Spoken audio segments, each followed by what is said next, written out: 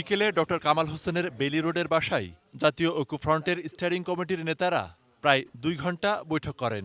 পরে ডক্টর কামাল হোসেন সাংবাদিকদের বলেন, জাতীয় সংলাপের আয়োজনের ব্যাপারে সিদ্ধান্ত হয়েছে বৈঠকে। যে নির্বাচনের মধ্যে দিয়ে তারা আসলে তাদের প্রতিনিধি বাছাই করতে পারত, সেই তো হয় নাই। কোনো একটা জিনিস হয়েছে যেটাকে প্রচার করা হচ্ছে যে নির্বাচন হয়েছিল এবং তার ফলাফলের ভিত্তিতে এই সরকার যেটা গঠন করা হয়েছে।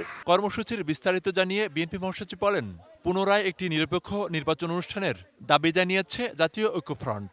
একটি জাতীয় সংলাপ অনুষ্ঠানের ব্যবস্থা করা হবে এবং নির্বাচনী ট্রাইব্যুনালে দ্রুত মামলা করার জন্য ব্যবস্থা গ্রহণ করা হবে এবং এফেক্টেড যে সমস্ত এলাকাগুলো আছে, কনস্টিটিউয়েন্সিগুলো আছে, সেগুলোতে ঐক্যফ্রন্টের নেতৃবৃন্দ সফর করবেন।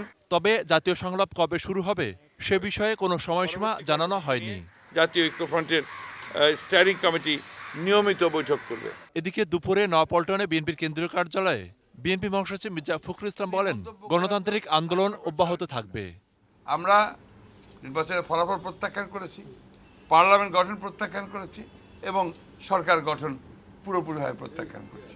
মনিরুল ইসলাম মিন্টু, 18 নিউজ, ঢাকা।